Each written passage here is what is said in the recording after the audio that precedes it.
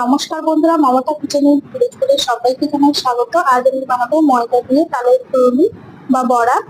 তো এখানে আমি চালের গুঁড়ো নিয়েছি, আর নিয়েছি ময়দা, অল্প একটু কালো জিরে, স্বাদ মতো চিনি, পুরনো নারকেল, আর নিয়েছি তালের পাল্প। সবকিছু ভালো করে মেখে নেবো।